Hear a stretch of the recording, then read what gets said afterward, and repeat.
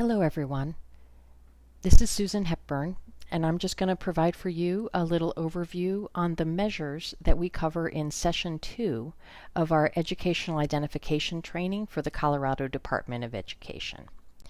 So as you probably recall, we spend a lot of time discussing how autism is comprised of three kind of categories of characteristics: social functioning, communication, and repetitive and restricted interests. And as we design a battery for an individual student, and we're wondering if that student might have an autism spectrum disorder, we need to think really carefully about designing a battery that is comprehensive enough and covers all of the core aspects of autism that you see here, and gives us enough information, what we call a body of evidence, to be able to appropriately advocate and educate that student.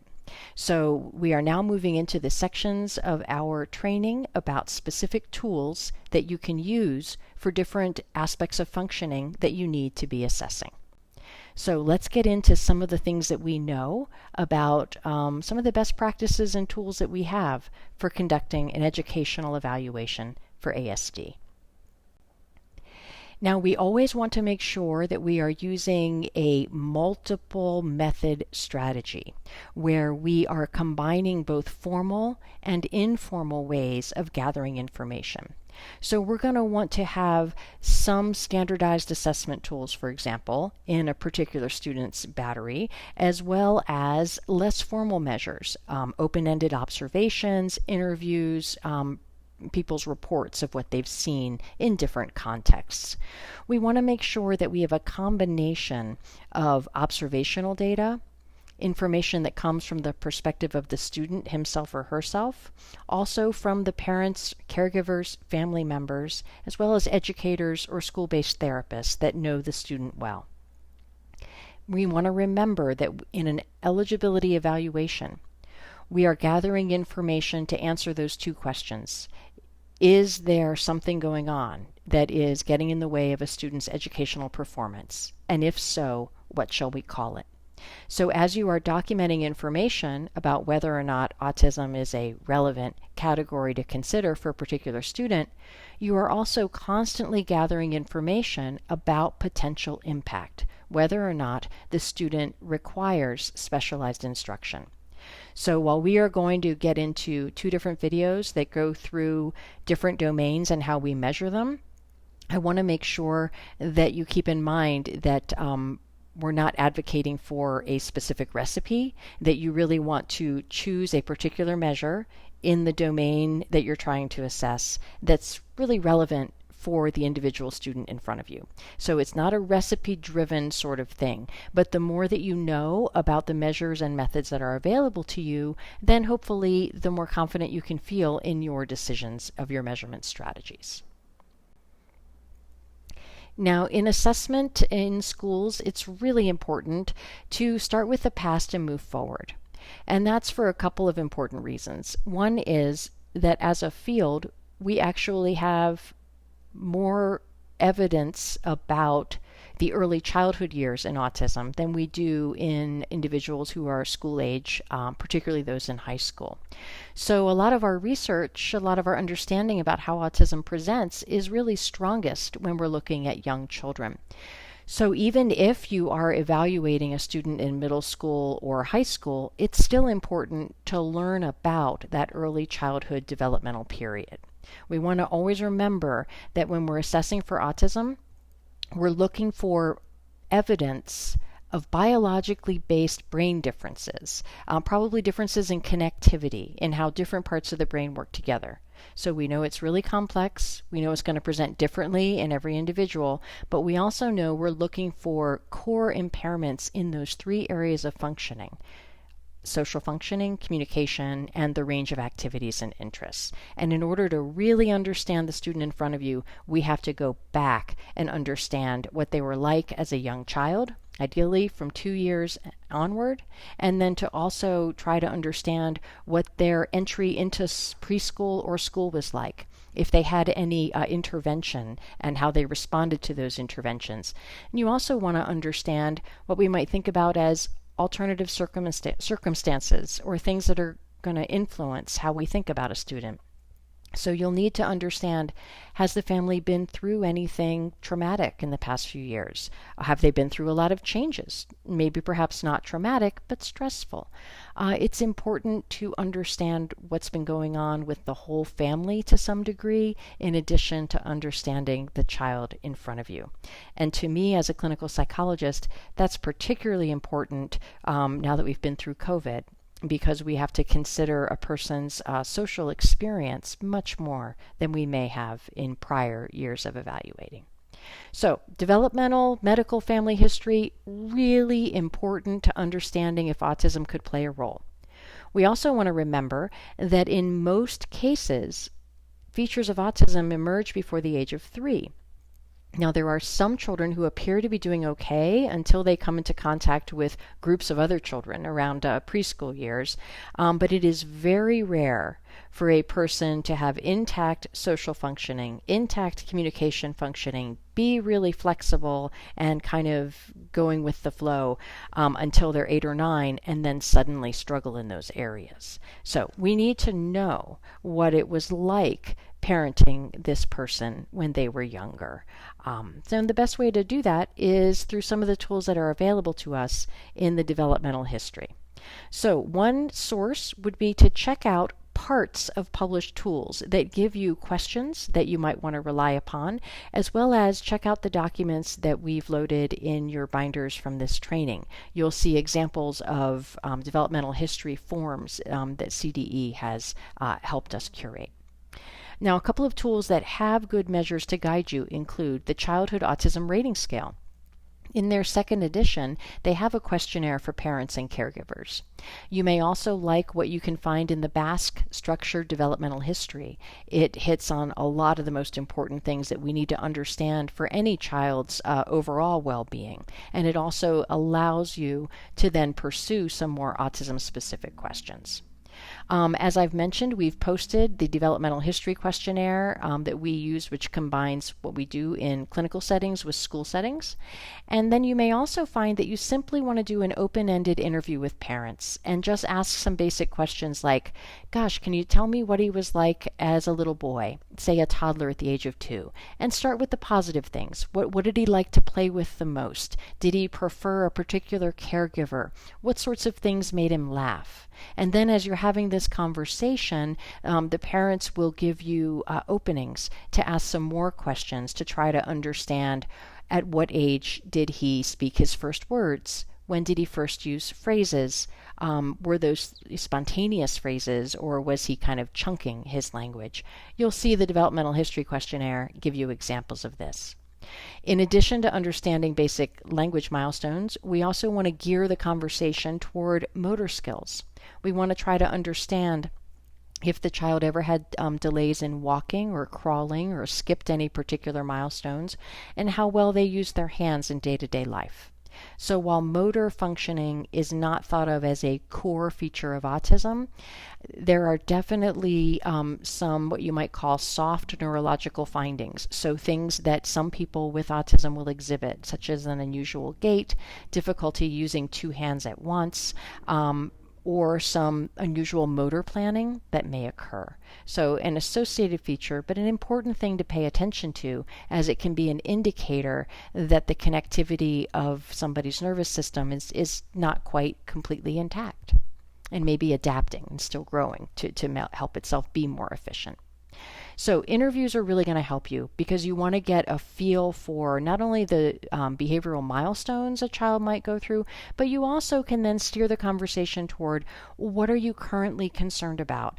What is it that worries you about your son's performance in school, or how well he gets along with others, or how he's learning to communicate? Now, somewhere in this conversation, it's also very helpful if you can develop rapport with the parent and build up some trust. And if you can then ask some questions about, have you ever had a diagnosis from a medical person or a community practitioner? Are there any reports that you think would be helpful for the school team to take into consideration in our educational assessment? So it's a really important interview, not only for learning about the student, but for building rapport with the parent. So just to remind you a little bit, what you can see in the cars is that in a few minutes we're going to talk about autism specific measures, and this is an example of one. The cars provides a suite of tools that would give you a set of questions for a developmental history interview, but then also be able to go right into autism symptoms themselves.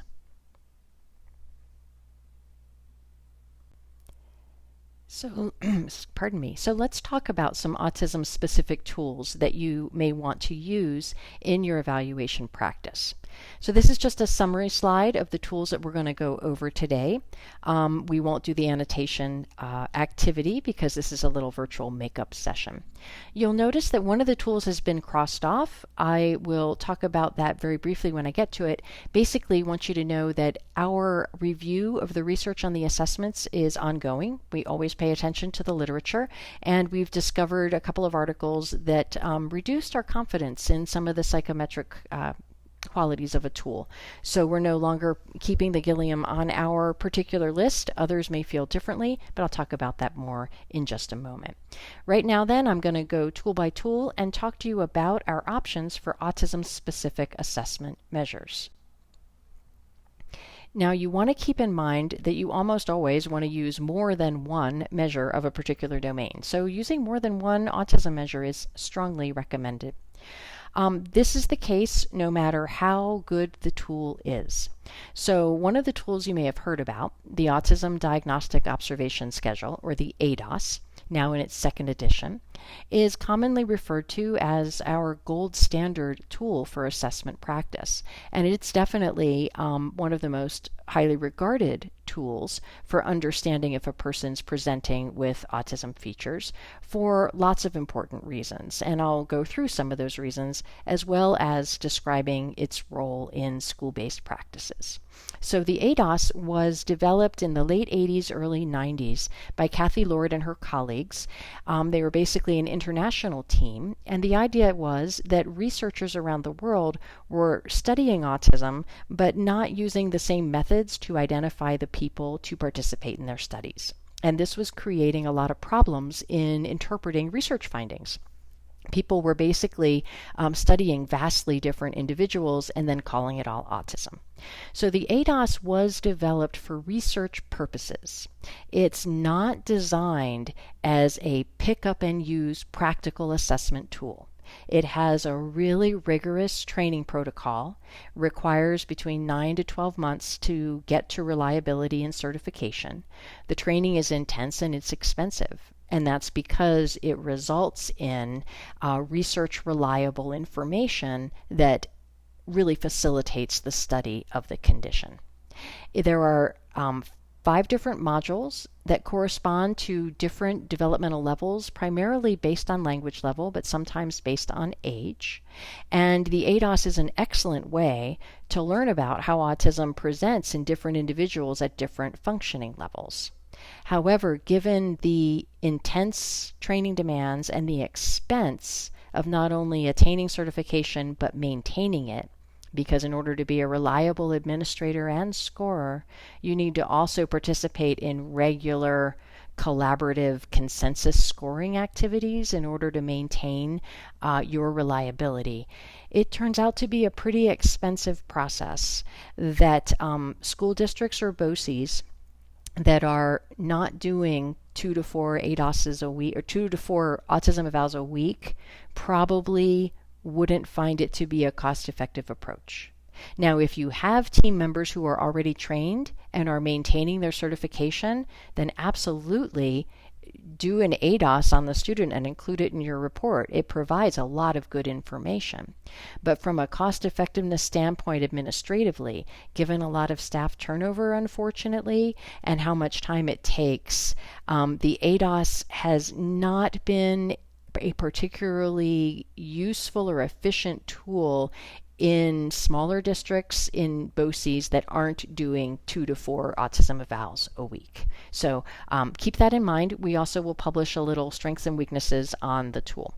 You will find that the ADOS is often done in clinical settings by people who have obtained that reliability and validity and are maintaining it.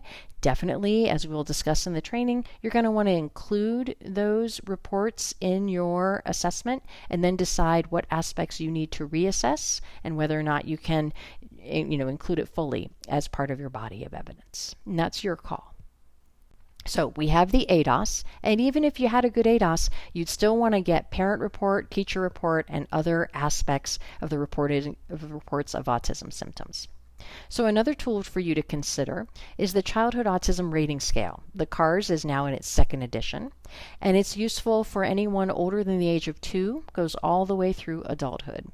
What I really like about it is that it comes with several different versions, kind of a suite of tools, as I may have mentioned. So it'll give you some parent and caregiver questionnaires. It gives you a version of the tool for intellectually capable children, so IQs greater than 80, as well as those whose IQ is either difficult to measure or their verbal IQ appears to be less than 80.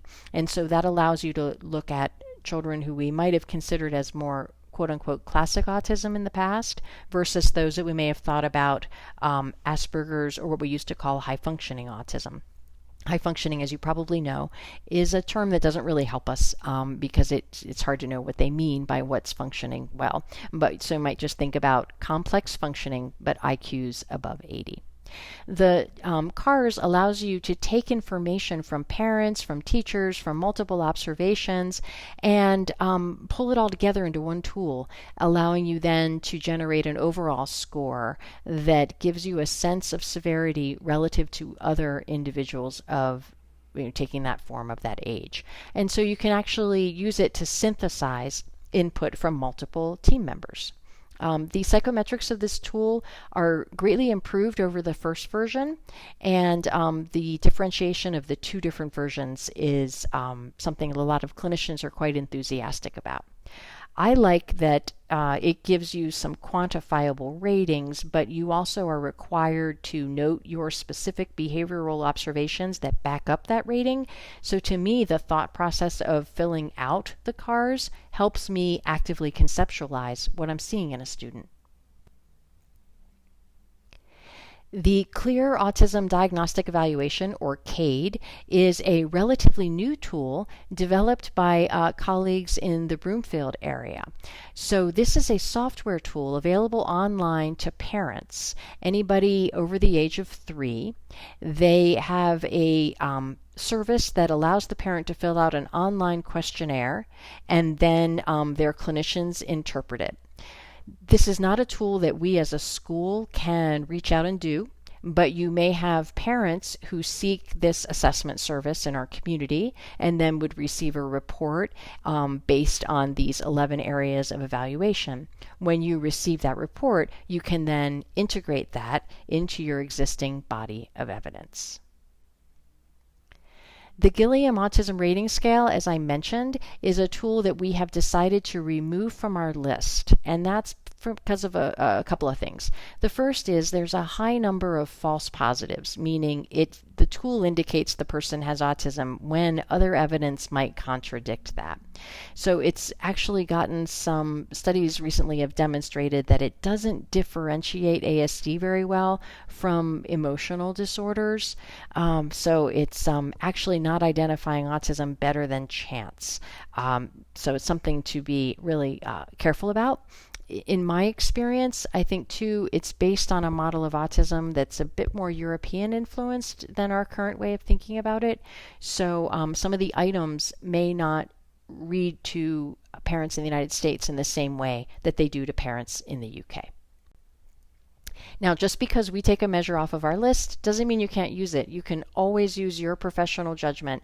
And if a tool gives you information that help you think about a student, and it's a valid and reliable tool in the literature, by all means, use it. You may want to, if there's any reason to qualify your decision, maybe you gave a tool in an unstandardized way, or the tool has been critiqued for certain things, just keep that in mind as you interpret your results.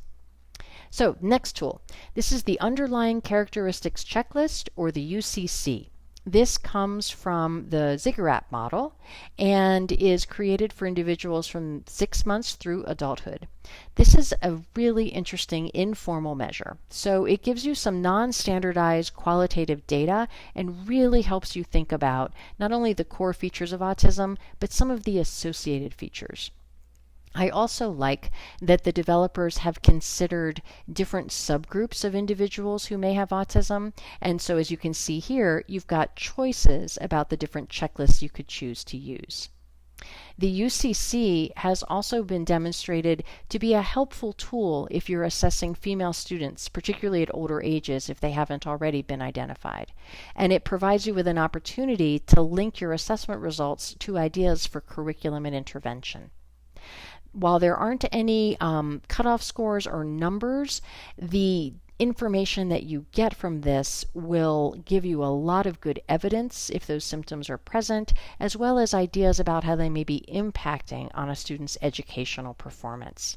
And then the last thing I want to mention, it does have an individual strengths and skills inventory, which I think is very important. You know, we talk about strengths-based IEPs, but sometimes we forget to include tools that explicitly gather that kind of information. Another tool that is gaining a strong reputation for assessment of autism features is the Checklist for Autism Spectrum Disorder, or the CASD.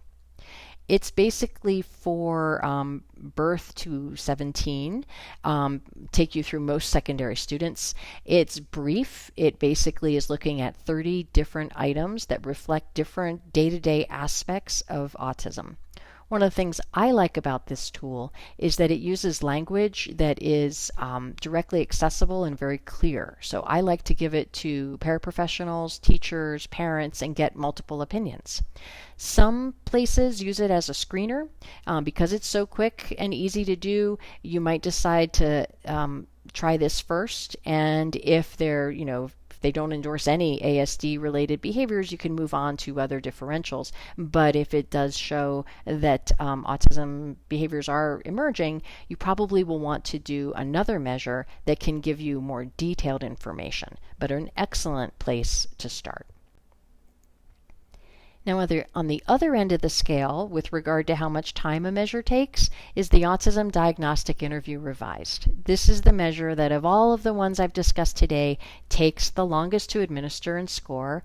And since it's a companion measure to the ADOS that I talked about earlier, it also requires specialized training from a certified trainer and ongoing calibration for reliability. Because of that, because it's about a 2 to 3 hour interview and all the training demands, it's not been thought to be particularly relevant or useful in a school or community setting. However, it is commonly used in research settings, and you may receive reports from parents that detail the results of this in-depth interview. I also like to include it here because I learned a lot about autism by listening to a ton of parent interviews using this tool. It basically allows you to kind of see and hear how different symptoms of autism might emerge in different individuals, different ages, different sexes, different levels of functioning. It looks at all the core features of autism and also gives you an introductory developmental history section that you might find useful. It has strong psychometric properties if you are able to put the time in, and it is often used in cross-site and international studies of autism in combination with the ADOS, because the two tools together tend to give you the information you really need to be confident in your differentiation. Now, the Autism Spectrum Rating Scales are another rating scale that can be completed by parents or teachers or other individuals that know the student well. There are strong psychometric properties to the ASRS. They also have computerized scoring, and my understanding is that they are developing versions in different languages and have been praised as having a bit more cultural sensitivity for some populations. There's a long form and a short form, so you might want to think about if you want to use it as a screener or if you'd like to use it as a more in-depth measure. And it's also super helpful to get more than one informant for the completion of this measure. And that could be a parent and a teacher or two different teachers. Another measure that is not commonly used in, as far as my experience in the state of Colorado, but is discussed in the literature, is the Montero interview. These are guidelines for diagnosing autism spectrum, second edition. So this is a measure that some of the occupational therapists that I know have been particularly interested in. It approaches autism as a sensory-based condition and gives some excellent questions to ask of a parent or a teacher, as well as the student himself or herself, if there appear to be sensory or other sort of self-regulation challenges in a student. It does not require specialized training, but it does require that you study the manual and take advantage of the self-training that WPS offers. They do contain a pre-interview checklist as well as a parent and teacher interview, and then they also have a student interview. So some of the occupational therapists that we've worked with have said that they really appreciate this measure because it can also give you a deeper sense of the family's perspective of what it's like living day to day with this person. So that concludes our overall review of the measures that we've put in the autism symptom category. You'll notice that in the next session, we're going to discuss measures that are specifically about social functioning, communication functioning, and repetitive behaviors and restricted interests. So many of those measures are also considered as autism symptom measures. But because they go into so much depth into those core areas, we've saved them for future sessions. So you'll want to remember as you're designing your whole battery to have multiple measures of autism symptoms. Some of them might be from the list we just did. Others are going to include things like classroom observations and less formal measures. Those are really important too. So before I let you go for today, just a couple of comments on cognitive and adaptive assessment. So cognitive assessments are done by someone who has been specifically trained to assess cognition, and that would be your school psychologist. Since about 30% of students with ASD also have an intellectual disability, it can be very important to get an overall look at the child's cognitive potential.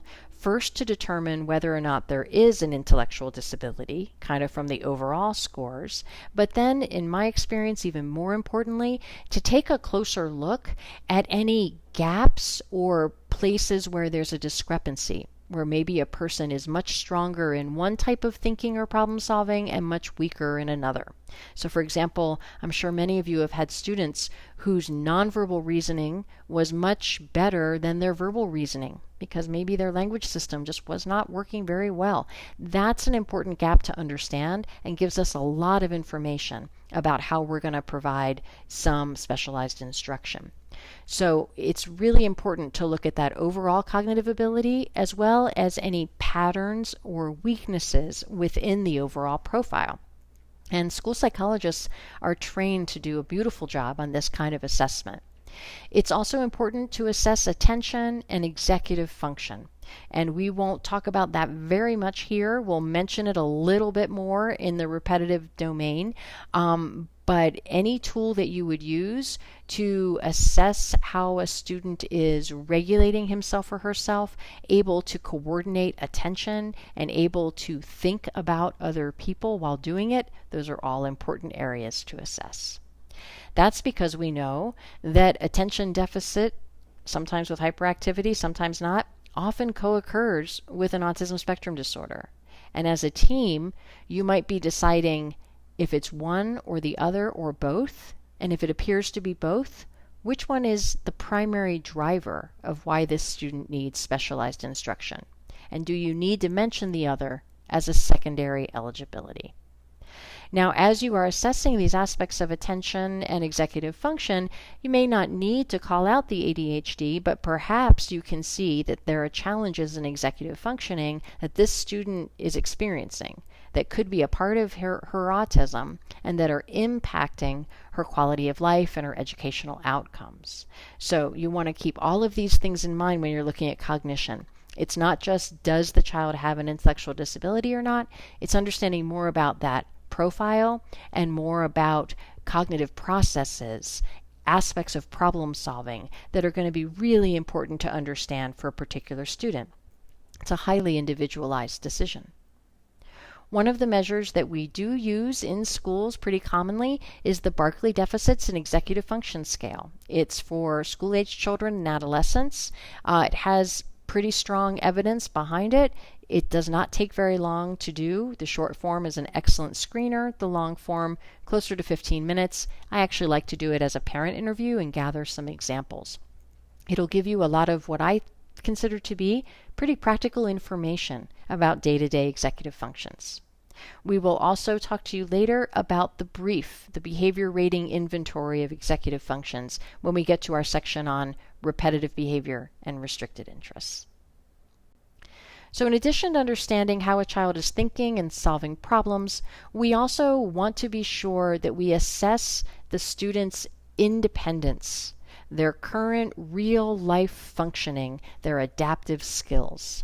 Not only is this incredibly important for planning our curricula and interventions, but it really covers the areas that are impacted by a person's autism if they have autism. So it will give you ideas about impact. It will show you where some of the impairments in day-to-day life are, if they're there.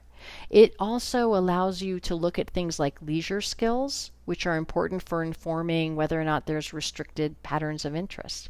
And it'll give you a sense of how the student is using the skills they may have been taught or they have learned over time. And that is a really important part of autism identification. You will often see a gap where a student's intellectual potential is stronger than their ability to perform those skills in real life. We call it kind of the performance deficit, that a student with autism often knows what to do, but the problem is in acting on that knowledge in the real world. That's the adaptive functioning part. So of all of the things we've talked about today, I might suggest that your developmental history interview, coupled by a really good evaluation of the student's adaptive skills through parent interview, through tools like the Adaptive Behavior Assessment Scales, the ABAS, or the Vineland Adaptive Behavior Scales, tools that many school professionals are quite familiar with. The developmental history and the adaptive evaluation will give you a lot of very important information about whether or not this student requires specialized instruction, what the nature of the adverse impact is, and can really help you begin to hone in on what you need to know more about for that particular student. So starting with a developmental and adaptive, I think, is an excellent way to go. If you start to hear red flags or signs of potential autism, you can move in that direction. So in conclusion, we want to make sure that we pay attention to the past. That developmental history is critical for understanding the student and building rapport with the family. We know we have a variety of autism symptom measures that we can use, and please know we're going to cover a few more of these in future topics that go domain by domain. So for example, one of my personal go-tos for a lot of school-age students is the Social Responsiveness Scale by Constantino and team. We'll talk about that in the social section. And then lastly, that understanding the cognitive and adaptive profile of the student in front of you will not only help you with your identification, but will also give you ideas about relevant targets for intervention and approaches to try to help the student. So thanks a lot for your time and attention. This concludes session 2 on tools.